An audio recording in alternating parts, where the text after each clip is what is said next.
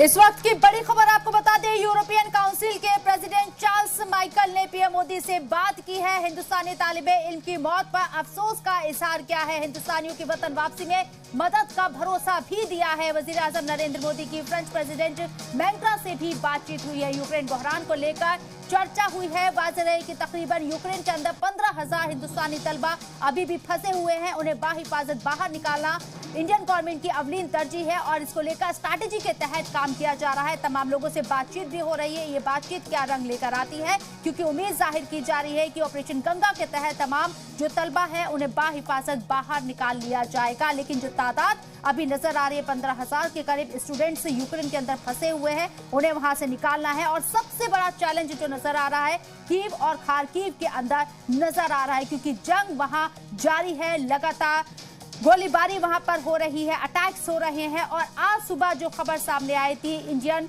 Student की मौत हो गई। रशियन फोर्स के अटैक में गोलीबारी में नवीन नाम के तलबा की मौत हो गई।